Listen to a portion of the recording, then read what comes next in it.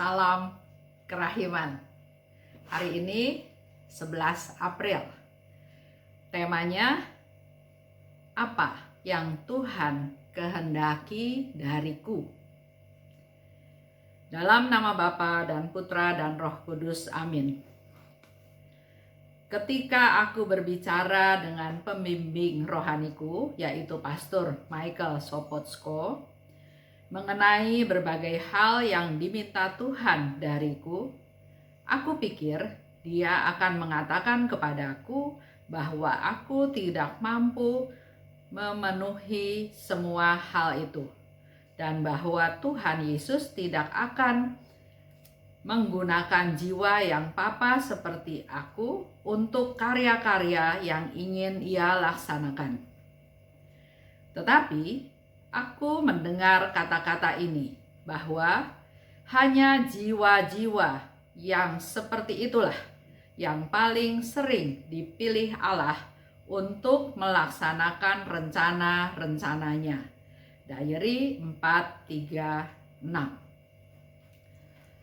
Sama ya, mungkin kita juga sering misalnya mendapat tugas, merasa tugas itu terlalu berat, merasa tugas itu terlalu besar untuk diberikan kepada kita, merasa tidak sanggup, merasa tidak punya hak, atau mungkin juga ini menjadi pekerjaan atau tugas dari orang-orang lain yang lebih hebat dari kita, lebih pandai, lebih punya pengalaman, lebih mungkin besar wawasannya, lebih, ya pokoknya lebih dari segala-galanya. Sering ya kita merasa tidak layak, sering merasa kita tidak mampu. Hal ini pun dialami oleh Santa Faustina. Jadi dia ketemu dengan Pastor Sopotsko dan konsultasi. Yesus minta Faustina untuk melakukan ABCD, dan dia yakin 100% bahwa Pastor Sopotsko akan memberikan satu pendapat yang apa yang dipikirkan oleh Suster Faustina, bahwa memang dia tidak layak untuk pekerjaan tersebut.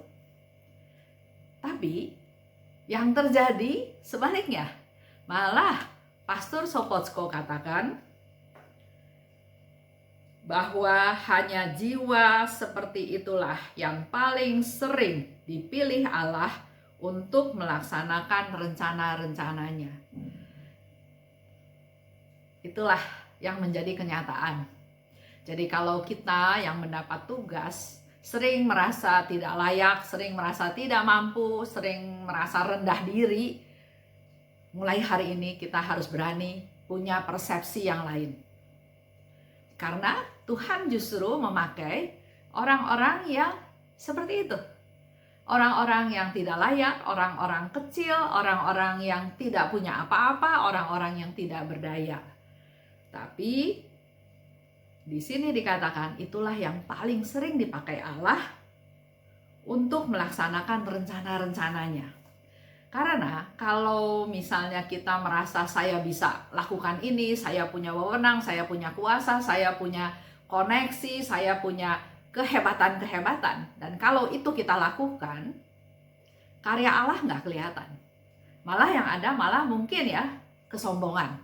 Saya memang bisa dan kenyataannya saya bisa. Tapi justru Allah memakai mereka-mereka yang kecil, yang tidak berdaya untuk jelas menunjukkan bahwa itulah karya-karya Allah.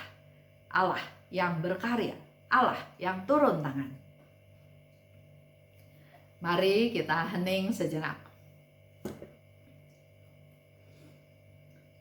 Bapa yang baik,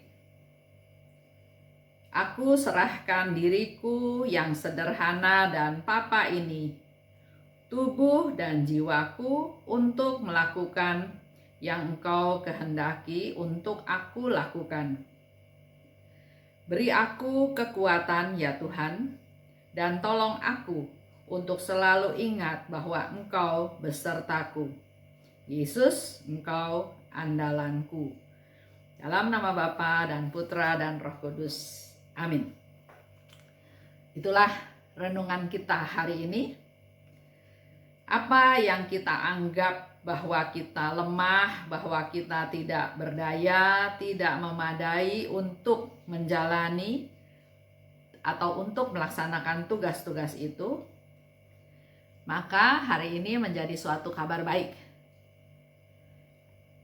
Ada tugas,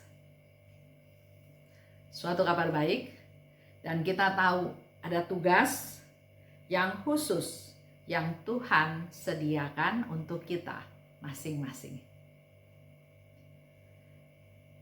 Dengan Tuhan kita pasti bisa.